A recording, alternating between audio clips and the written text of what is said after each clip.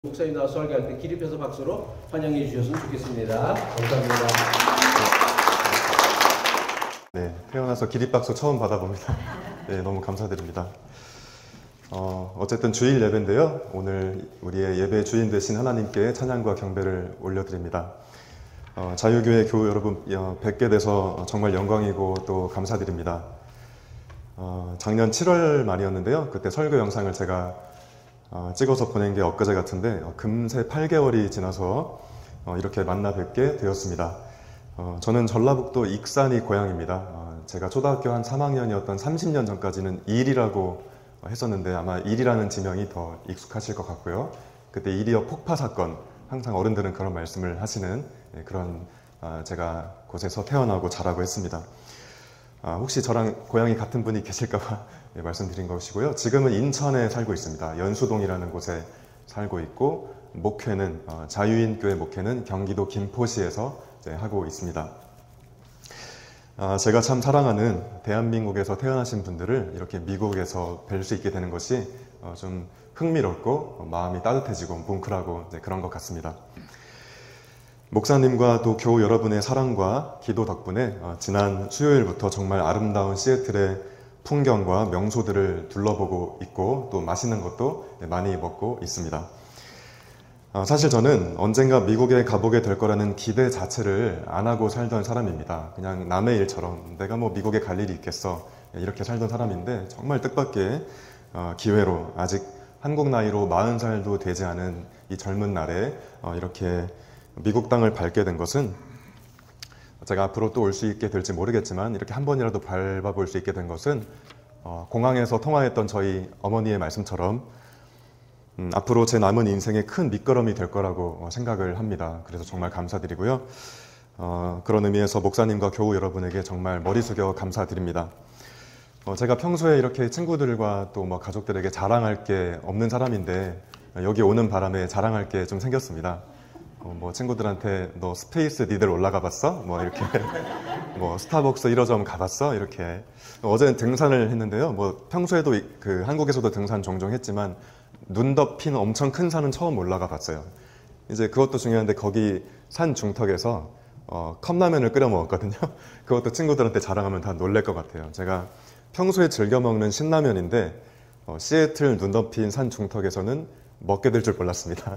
예, 친구들한테 그 얘기하면 되게 신기해하고 부러워하고 그럴 것 같습니다. 감사드립니다. 그런 기회를 갖게 해주셔서요. 그런데 제가 정말 감사하게 생각하는 것은 제가 이곳에 올 수 있게 된 이유, 이게 더 훨씬 더 감사하기도 합니다. 평소 이진우 목사님과 알고 지낸 사이가 아닌데도 그저 오래전부터 페이스북에 써오던 제가 한 8, 9년 글을 써왔는데요. 그렇게 써오던 글들을 목사님께서 우연히 보게 되셨고 그 글들 속에 담긴 제 진심을 좋게 봐주셔서 이렇게 오게 되었습니다. 사실 제가 쓰던 글들은 한국에 계신 목회를 오래 해오신 선배님들 보시기에는 많이 불편할 수 있는 그런 소위 비판적인 글들을 쓸 때가 많이 있었습니다. 제가 젊은 사람이고 혈기왕성해서 그렇게 글들을 썼던 것 같은데요. 실제로 그런 글들을 자주 쓰고 제 생각을 표현하는 과정 속에서 제 인생이, 그러니까 목회자로서 제 인생이 좀 곤경에 처할 때도 있었습니다. 내가 이러다가 목사 한 수를 못 받을 수도 있겠구나. 이제 그런 시간들도 좀 어려운 시간들도 보냈었는데요. 그래서 그냥 목사를 하지 말아야겠다. 이제 그런 절망의 수렁을 걸어갔던 적도 있습니다. 그런데 그런 캐릭터를 가진 제가 저를 보시고 우리 이진우 목사님께서 이 젊은 사람이 건방지다라거나 뭐 한국인들의 정서죠. 젊은 사람이 아무리 옳은 얘기를 해도 이제 나이 차이가 나면 잘 받아들이지 않을 수 있는데요. 그렇게 봐주지 않으시고 너는 그러면 얼마나 잘났니? 이렇게 저를 여겨주시는 게 아니라 오히려 저의 그런 모습을 캐릭터를 제가 느끼기에는 굉장히 반가워해 주시는 저보다 훨씬 선배님이신데도 그런 저의 모습을 반가워해 주시는 그게 저한테 사실 굉장히 놀라운 일이었고 너무나 저한테 큰 위로가 되는 그런 일들이었습니다. 지난 1월에 여러분 기억하시겠지만 1월에 이진우 목사님께서 이곳에서 설교를 하시면서 저를 초대하신 이유를 좀 짧게 설명해 주셨는데 유튜브에 있는 내용을 그대로 제가 옮겨왔습니다. 잠깐 인용하면 이렇습니다. 후배 목사들이 여러 가지 종교 프로그램으로 교인들을 달달 볶는 대신 삶에 대해, 신앙에 대해, 그리고 하나님 나라에 대해 고민하고 성찰할 수 있는 그리스도인들을 만들기 위해 애썼더라면 오늘날 한국교회가 이토록 심각한 위기에 빠지지는 않았을 것이다 생각해요. 사실 우리 교회 형편에서는 한국에 있는 젊은 목사님을 미국으로 3월 달에 초청해서 오는데 쉬운 일이 아니었죠. 그리고 딱 주일 예배 한번 드리기 위해서 초청을 하는 거예요. 그런데 그 일을 하는 이유는 뭐냐면 그 목사님이 선배 목사님들 답습하지 않으려고 애쓰는 목사이기 때문에 초청했고, 그 목사님을 누군가는 기억해주고 있고 또 후원하고 그 응원하고 있다는 것을 꼭 알려주고 싶어서 그 어려운 일을 우리가 시도했고 추진하고 있는 거예요. 3월 달에 오면 응원해주세요. 뭐 이런 이야기를 하셨었죠. 제가 처음에 유튜브로 이 말씀을 들을 때 눈물도 나고, 제가 이 설교문을 쓸 때 이렇게 타이핑하는 과정에서도 눈물이 나고, 제 마음은 정말 그랬습니다. 이런 특별한 이유로 저를 초대해 주셨고, 목사님의 그런 결정에 넓은 마음으로 힘을 모아주신, 또 환대해 주신 교우 여러분은 앞으로 제 남은 목회 인생에 결코 잊지 못할 은인들이 되셨습니다. 제가 이런 엄청난 선물을 받았으면서도 결국은 목사답게 처신을 하지 못한다면, 목사답지 못한 처신을 해버린다면 그것은 말할 수 없는 배신이 되겠습니다. 그래서 저는 배신자가 되고 싶지 않거든요. 제가 다시 한번 한국에 돌아가서 항상 좋은 소식을 전해드릴 수 있도록 주님께서 부족한 제게 은혜 주시기를 간절히 바랄 뿐입니다. 네. 제가 왔다고 흥겨운 멜로디가 어디서 네, 저를 막 환대해주는 음악 소리가 나오고 있습니다. 네.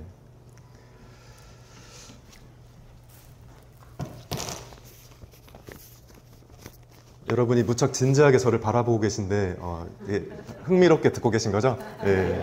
약간 무서워가지고 제가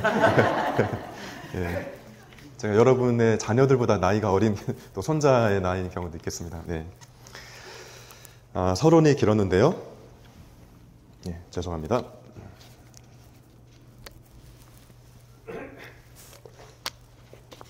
이제 제게 맡겨진 주일 설교의 직무를 하도록 하겠습니다. 제가 전도사 2009년부터 하면서 한 15년 정도 설교를 쭉 하면서 살아왔는데 여러분과 나눌 말씀을 준비하는 게 굉장히 어려웠습니다. 설교를 15년씩이나 했는데도 이제 어려웠습니다. 이제 그것은 다른 것이 아니라 제가 미국 사회를 한 번도 경험해 본 적이 없고, 또 무엇보다 여기 계신 교우 여러분의 삶을 아예 모르기 때문에 너무 현실과 동떨어진 이야기를 하면 어떡하지? 너무 막연한 감이 있어서 그래서 좀 어려웠습니다. 말씀을 들으실 때 한국에 있는 저 30대 젊은 목사가 저런 고민을 하나님 앞에서 하면서 살아가는구나, 이렇게 좀 열린 마음으로 받아주시면 여러분 신앙생활에 작은 도움이 될 거라고 생각을 할 수 있을 것 같습니다.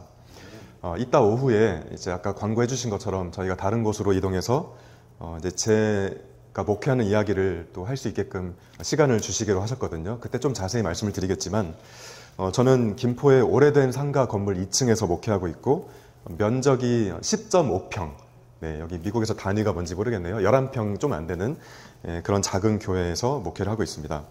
제가 작년 5월쯤에 이제 작년 5월이라고 하면 담임 목사로 목회 시작한 지 한 4개월밖에 안 된 그런 시점인데요.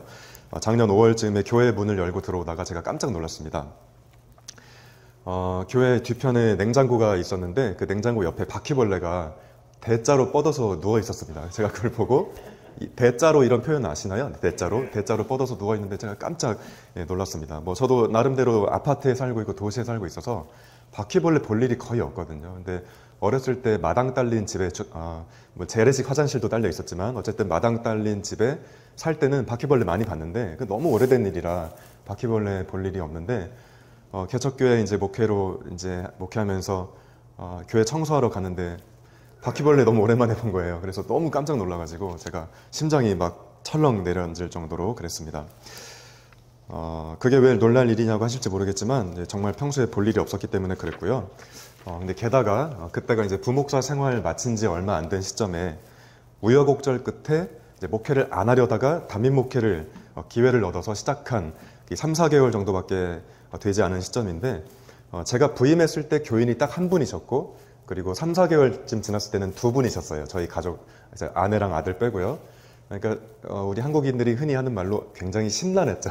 네, 심란한 상황 속에서 이렇게 목회를 하고 있었는데 바퀴벌레가 교회에 누워있는 모습을 보니까 제가 훨씬 처량해지는 느낌.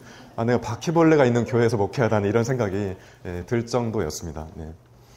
그래 약간 울컥했던 것도 사실인데 뭐 어쨌든 뭐 울컥해도 빨리 그 사체를 치워야 되니까 옆에 보이는 휴지를 한 두어 칸 끊어서 덮으려고 하는데 잡으려고 하는데 또 기절할 뻔했습니다.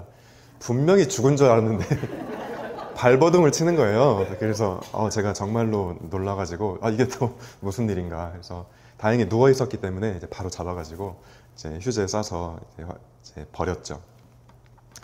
다행히 8월 달에 장판도 깨끗이 갈고 항상 위생에 신경 써서 그런지 이제는 바퀴벌레가 전혀 나오지 않는 아주 세련된 교회가 되었습니다. 제가 이런 말씀을 드리는 이유는 제가 보기에 특별한 경우가 아니면 바퀴벌레를 좋아하는 사람은 그렇게 많지 않을 거라고 생각을 합니다. 단순히 안 좋아하는 정도가 아니라 두려워하고 또 징그러워하고 바퀴벌레에 대한 우리의 인식이 좀 그렇죠.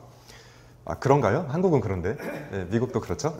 별로 반가운 벌레는 아닌 것 같아요. 저도 그런 사람들 중에 하나인데요. 그런데 여러분, 그럼에도 불구하고 하나님을 세상의 창조주로 고백하는 우리가 잊지 말아야 할 영적인 감수성, 감수성이 좀 어색하게 들리신다면 sensibility, 구글 번역이 알려줬습니다. sensibility가 있다고 말할 수 있겠습니다. 우리가 잊지 말아야 할 sensibility. 그것은 인간은 지구에서 유일한 생명체가 아니라는 사실에 대한 의도적인 자각입니다. 더 나아가서 인간은 다른 생명체에 비해 대단한 것 같지만 사실은 자연에 매우 의존적인 연약한 존재라는 점에 대한 겸허한 인정입니다. 제가 오래전에 읽은 책 한 대목이 생각나는데요. 제가 그 문장을 그대로 읽어보면 이렇습니다. 여름철 해충으로 분류되는 모기는 새와 개구리의 중요한 식량이다. 이런 말을 제가 책에서 읽었는데요. 그 책의 이름은 생물의 다양성이었습니다. 아마 프랑스에 있는 어떤 생물학자가 썼던 책으로 기억하는데요. 저는 그 문장을 읽고 머리에 망치를 얻어맞는 것 같았습니다. 잠시 한번 같이 생각해 보시면요. 제가 그 분야의 전문가가 아니기 때문에 조금 조심스럽지만 그냥 그 책의 논리대로 단순히 생각해 보자면 만약 모기가 다 사라지면 새랑 개구리가 굶어 죽는 확률도 높아진다고 우리가 단순히 파악해 볼 수 있습니다. 그러면 당연히 새랑 개구리를 먹고 사는 동물들에게도 영향을 미칠 것이 분명하고요. 그것이 꼬리에 꼬리를 물다 보면 먹이 사슬에 꼬리에 꼬리를 물다 보면 결국 사람이 먹고 사는 문제에도 큰 영향을 주겠구나 이렇게 생각해 볼 수 있겠습니다. 따라서 우리에게 전혀 사랑스럽지 않고 아무짝에도 쓸모없어 보이는 한낱 모기조차도 가만 생각해 보면 우리에게 매우 중요한 존재구나 인정하지 않을 수가 없습니다. 이런 생태계, 에코시스템, 이런 에코시스템의 진실을 외면한 채 우리가 하나님을 창조주라고 교리적으로 고백하는 것은 굉장히 공허한 말이 될 수 있겠다는 생각을 제가 하게 되는 것입니다. 석유에 기초한 세련된 물질 문명을 이룩한 인간의 눈에 매우 보잘것없고 때로는 혐오스럽기까지 한 어떤 생명체가 자연의 복잡한 생태계를 형성하는 데 있어서 아주 중요한 역할을 하고 있고 우리는 그 혜택을 받고 사는 존재라는 점을 생각할수록 인간의 위대함이라는 표현이 얼마나 조심스럽게 표현되어야 하는 것인지 우리가 생각해 보게 됩니다. 그런 점에서 일본에 있는 어느 과학자가 했다는 이 말이 매우 중요해 보이는데요. 그 과학자 이름이 나카무라였습니다. 그 나카무라라는 학자가 이렇게 말했습니다. 책에서 우리는 자연 없이 1초도 살지 못하지만 자연은 우리 없이 얼마든지 살 수 있다. 우리가 항상 어렸을 때부터 인간은 만물의 영장, 한국에서 초등학교 다니신 분들은 그런 거 저도 배웠습니다. 인간은 만물의 영장. 근데 만물의 영장 같긴 해요. 제가 이렇게 미국에 올 수 있을 만큼 비행기까지 만들어내니까 얼마나 대단합니까? 그런데 그런 인간이 대단해 보이지만 사실은 1초도 자연에 의존하지 않고는 살 수 없는 그런 의미에서 굉장히 약한 존재라는 사실에 대한 그런 깨달음이 우리에게 필요하지 않나 이런 생각을 해봅니다. 그런데 애석하게도 인류 역사는 이른바 산업혁명 이후에 역시 이것도 구글 번역이 인더스트리얼 레볼루션. 미국에 오래 사셔서 혹시 모르실까봐 산업혁명 인더스트리얼 레볼루션 이후에 너무 지나치게 인간 중심적으로 세상의 시스템을 구성해 왔다고 저는 생각합니다. 편리함, 안락함, 그리고 식욕을, 그러니까 먹고 싶은 욕구, 뭐 저도 먹는 거 좋아합니다만 그것을 마치 하나님처럼 섬기다 보니 우리가 함께 더불어 살아야 할 동물과 식물을 그 신을 위한, 하나님을 위한 제물로, 여기서 하나님은 편리함이라는 하나님, 안락함이라는 하나님, 식욕이라는 하나님, 신, 신, 그 신을 위한 제물로 바치고 말았습니다. 그 결과가 무엇입니까? Climate Crisis, 기후 위기입니다. 요즘에 제가 볼 때 학자들은 기후 위기라는 말도 쓰지 않습니다. 기후 파국이라고 이렇게 말합니다. 자, 우리 스스로 멸망을 자초하고 있다는 생각을 해도 과언이 아닐 것 같은데요. 가령 몇 년 전에 있었던 오스트레일리아의 산불을 여러분 다 기억하실 겁니다. 뭐 며칠도 아니고 뭐 거의 1년 정도 굉장히 오랫동안 산불이 있었는데 제가 검색해서 찾아보니까 약 12억 마리 이상의 야생동물이 죽었습니다. 뭐 코알라를 비롯한 12억 마리. 미국의 인구가 3억 5천이죠. 12억 마리면 정말 충격적인 야생동물의 숫자가 죽었습니다. 또 작년에는 저기 멀리 인도의 한낮의 기온이 우리 한국식으로는 50도, 미국식으로는 122도, 122도, 122도면 그런 세상은 정말 싫습니다. 근데 인도인들이 거기서 많이 사망하고 그랬죠. 불과 작년에 있었고 올 여름에는 어떻게 온도가 얼마나 올라갈지 또 귀추가 주목됩니다. 또 해수면이 낮은 태평양의 작은 섬나라들은 앞으로 50년 안에 사라질 위기에 처했습니다. 제가 미국은 처음 와봤어도 이래봬도 신혼여행은 몰디브로 갔거든요. 여러분 가고 싶으시죠? 네. 몰디브가 앞으로 사라진다고 그래요. 그 이야기를 들으니까 안타깝고 뭐 그렇습니다. 이미 사라질 위기에 놓여 있는 몇 년 안에 뭐 그런 국가들도 있고 정치적인 이유 때문에 모 국가는 그 주변에 있는 그 해수면이 낮은 국가를 난민을 받아들이겠다. 대신 지식인만 받아들이겠다. 그러니까 언제나 이 한국어로 번역된 미국 학자가 쓴 책 제목이 갑자기 생각나는데요. 재난 불평등. 그러니까 삶의 곤경도 빈부격차. 그러니까 뭐 예를 들면 토네이도가 미국에서 불면 모든 미국인이 힘들겠지만 가난한 사람은 더 힘든 것처럼 뭐 기후 문제도 마찬가지입니다. 자, 기후 위기는 식량 안보와 직결되고 이 문제에서 대한민국도 자유롭지 않다고 할 수 있습니다. 식량 자급률이 매우 떨어지는 나라가 한국입니다. 자, 이런 위태로운 시대 속에서 하나님은 저와 여러분을 소위는 아니죠. 저와 여러분을 크리스천으로 구별해 내셨습니다. 오늘 우리가 기독교인이라는 것은 과연 무슨 의미여야 하겠습니까? 예수를 믿고 구원받고 천국 백성이 된다는 말이 과연 무슨 말이어야 할까요? 이런 본질적인 질문에 대한 진실하고도 충성스러운 답변이 그 어느 때보다 정말 간절히 요청되는 시절을 저와 여러분이 살고 있습니다. 오늘 읽은 본문에서 사도 바울은 아주 강력한 도전을 우리에게 주고 있습니다.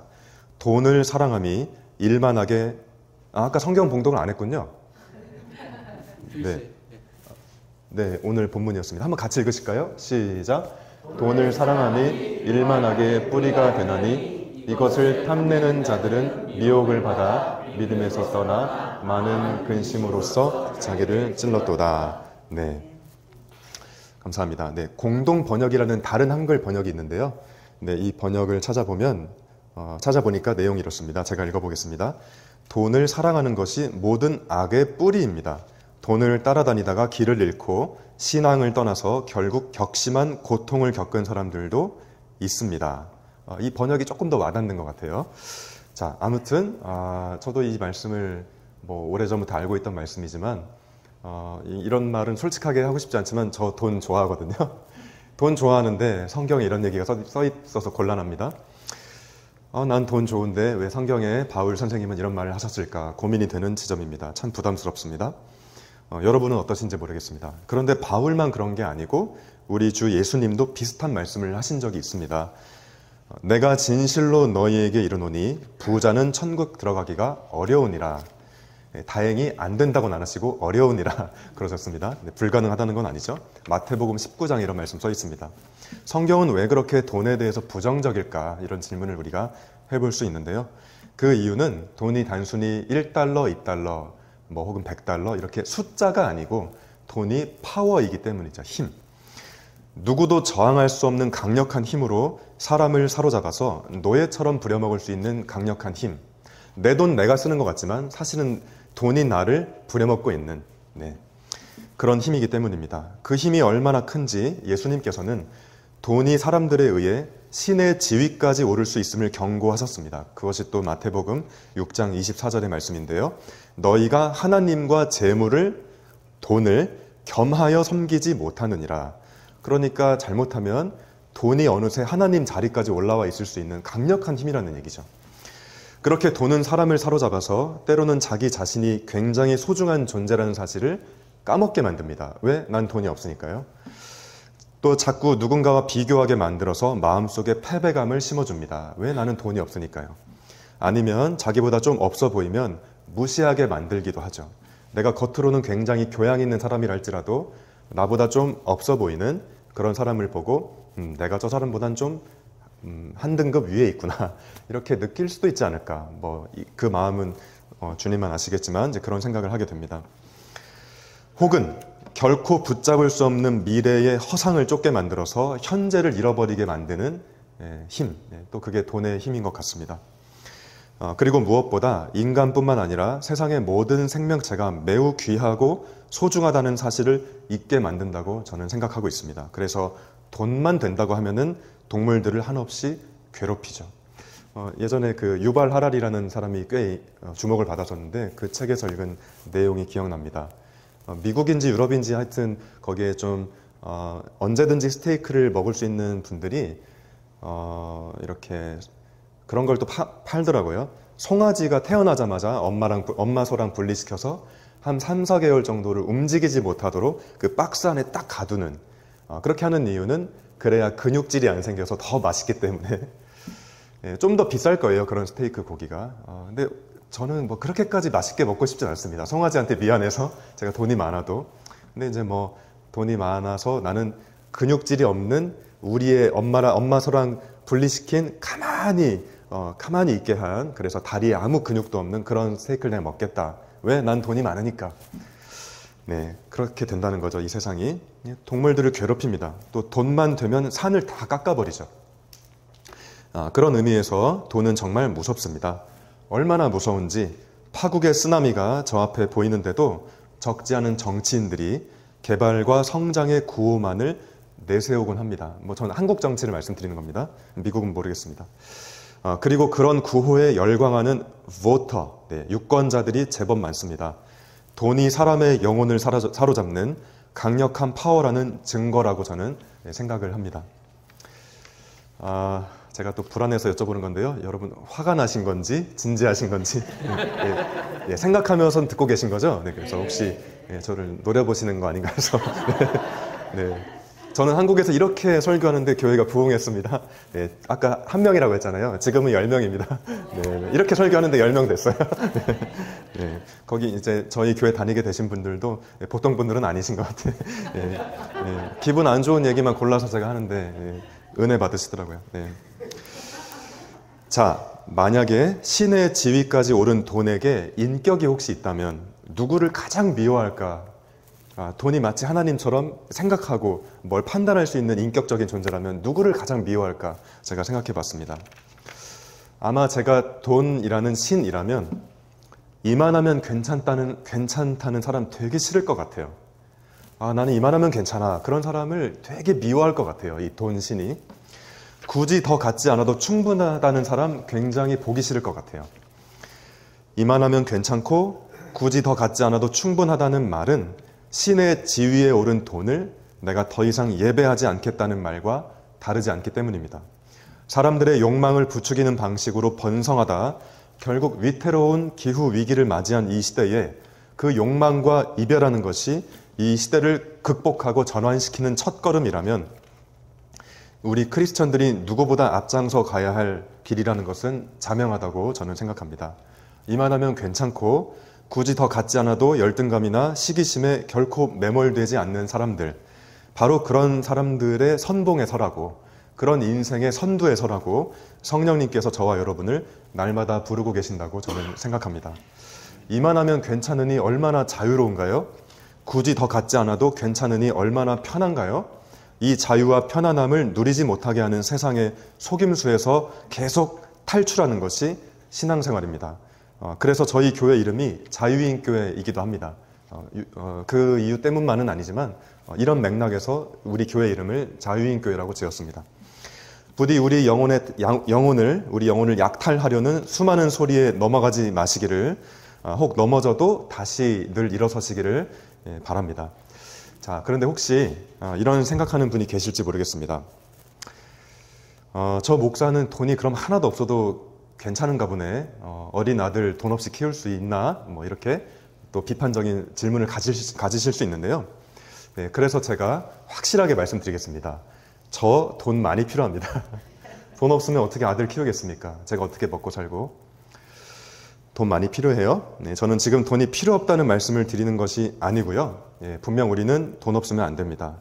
극단적으로 가난한 사람을, 그러니까 돈 없는 사람을 계속 양산하는 이 세상은 심판을 받아야 되는 세상이라고까지 생각합니다. 다만 저는 우리를 노예 삼아서 영혼을 결박하는 돈의 위력에 대해 말씀드리는 것이고, 그 위력에서 벗어나는 것이 기후 위기를 극복하는 첫걸음이라는 말씀을 드리는 것이죠. 마치 돈이 없어도 될 것처럼 하늘 위를 둥둥 떠다니는, 나는 신령한 목사인데 여러분은 왜 그러십니까? 한국교회에서 그런 식의 설교들이 좀 제법 유행하는 것 같아요. 나는 모든 걸 초월했고 돈 없어도 되는 것처럼. 저는 그건 조금 아닌 것 같아요. 목사라고 돈이 왜 안 필요하겠어요? 먹고 살아야죠. 기름도 넣어야 되고 옷도 사 입어야 되고 자식도 키워야 됩니다. 오늘 말씀의 제목은 어느 신학자의 글에서, 제가 감리교 신학대학교를 나왔는데 거기 교수님이 쓰신 글에서 빌려왔습니다. 함께 가난하여 모두를 살리는 삶. 네, 그렇습니다. 함께 굶어 죽자는 것은 기독교가 아닙니다. 그렇지만 다 함께 떵떵거리자는 것도 기독교 아닙니다. 그것이 도저히 기독교일 수 없는 이유는 다 같이 떵떵거리자는 인류의 태도를 생태계가 도무지 감당할 수 없기 때문입니다.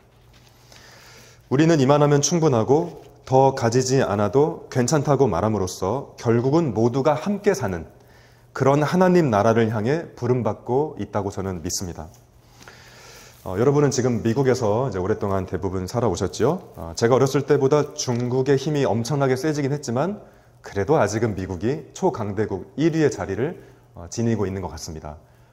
이제 절대 중국이 미국을 넘지 못하도록 이제 또 열심히 미국 정치인들이 노력하고 있는 것 같은데, 어쨌든 제가 봐도 미국이 초인류 강국 여전히 1위의 자리를 놓치지 않고 있는 것 같습니다.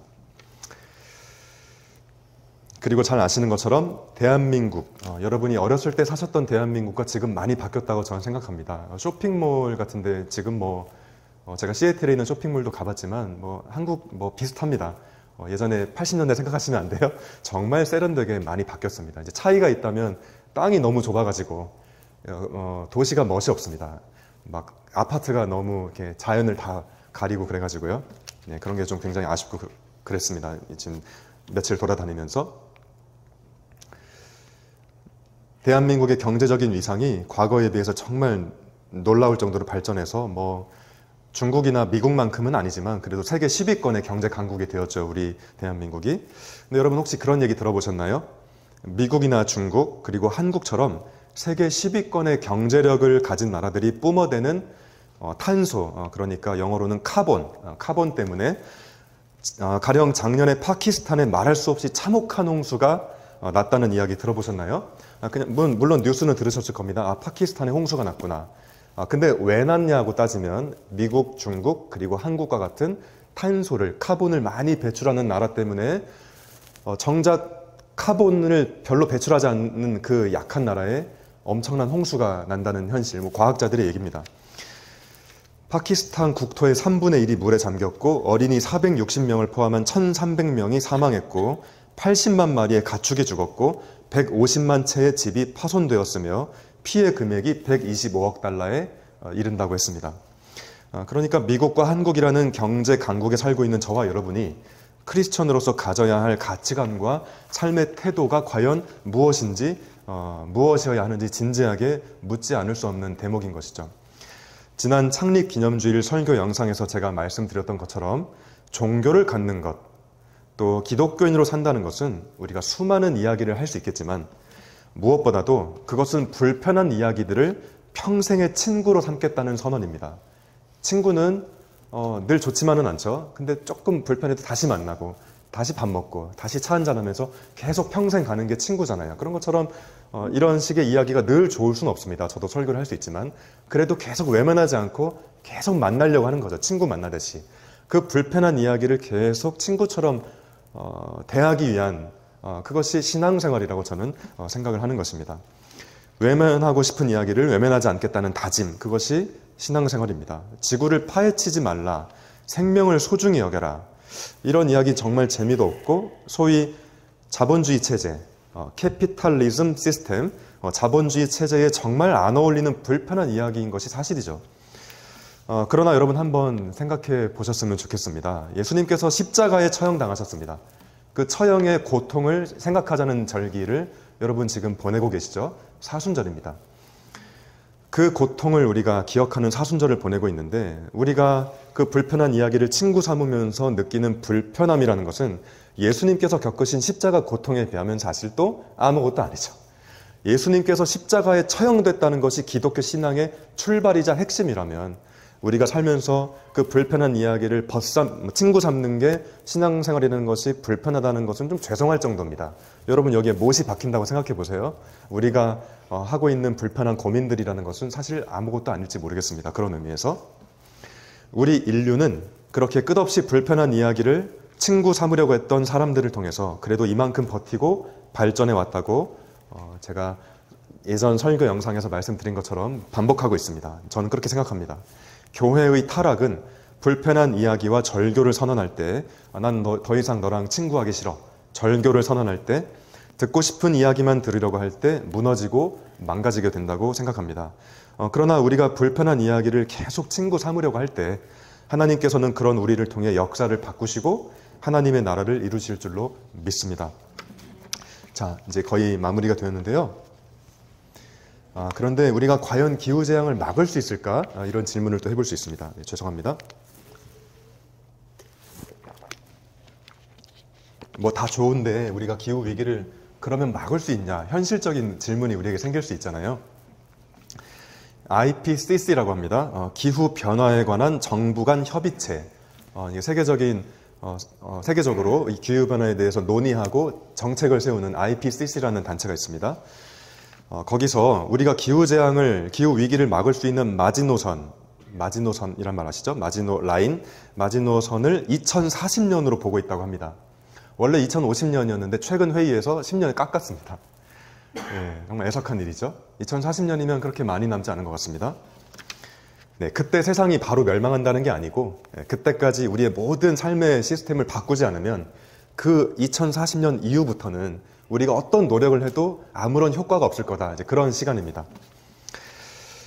그렇게 시간이 많이 남지 않은 것 같아서 애타는 것이 사실이고 제 7살 아들을 이렇게 보고 있으면 한 30년 뒤에 제 아들이 저한테 도대체 왜 태어나게 했냐고 그렇게 물어보면 난 뭐라고 해야 되지? 네, 이런 생각이 들 만큼 자식에게 미안한 마음이 드는 것도 사실입니다. 물론 그런 이야기를 하지 않습니다. 그럼 아들이 그 7살에 상처받고 나는 지구에 괜히 왔구나. 네, 그러면 안 되죠. 네, 이건 저 혼자 하는 생각인데 네, 결국은 제 아들도 조금 더 나이가 들면 직면해야 할 현실이죠. 네, 부인할 수 없습니다. 그런데 어느 목사님의 표현처럼 우리는 결국 지구를 구하지 못할 수도 있지만 그 목사님의 표현처럼 정말 더 중요한 것은 우리가 지구를 사랑할 수는 있겠다 싶습니다. 못 구할 수도 있어요. 못 구할 수도 있는데 그래도 우리는 지구를 사랑할 수 있어요. 제가 어떤 목사님한테 배운 겁니다. 이 생각을. 그렇구나. 못 구할 수도 있는데 그러면 우리 다 끝났네. 인생 이게 뭐야. 이게 아니고 못 구할 수도 있지만 나는 지구를 여전히 사랑할 수 있는 거죠. 하나님이 만드신 세계니까. 우리에게 주어진 책임, 신앙생활의 어떤 방향이라고 하면은 어떻게 해야 기후변화를 막을까에 이 방점이 찍혀 있다기보다는 거기에 포인트가 있다기보다는 그렇다면 내가 지구를 더 사랑해야 되겠다. 이렇게 방향을 잡을 수는 있겠습니다. 어쩌면 우리 크리스천들이 고민해야 할 진짜 문제는 기후위기 자체라기보다는 심각한 기후위기의 소식을 들으면서도 여전히 돈을 사랑하고 편리함을 신처럼 숭배하려는 넌 크리스천과 아무런 이 세계관의 차이가 없다는 데 있지 않을까. 이제 그런 생각을 저는 하는 것입니다.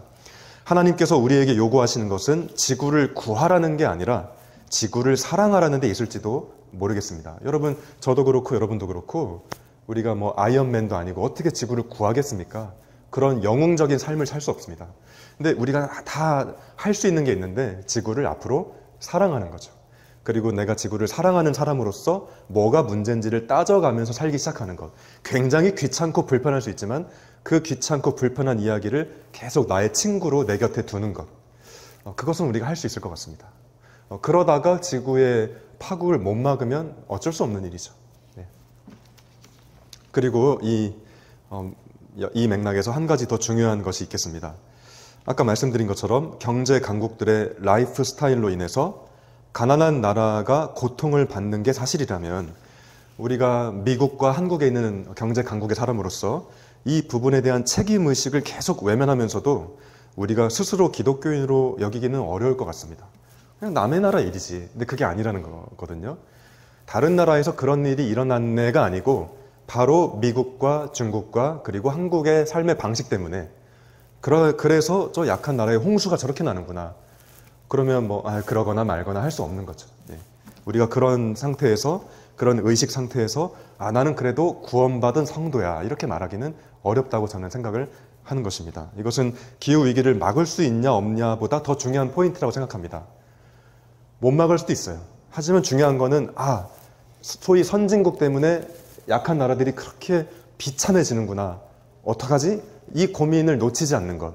이게 훨씬 더 중요한 문제라고 생각을 합니다. 친애하는 자유교회 교우 여러분, 여러분의 의미심장한 교회 이름처럼 부디 돈과 번영의 신화에서 자유함을 얻어서 오직 주님의 뜻에만 결박되는 아름답고 복된 삶을 살아가시기를 주님의 이름으로 간절히 축원합니다.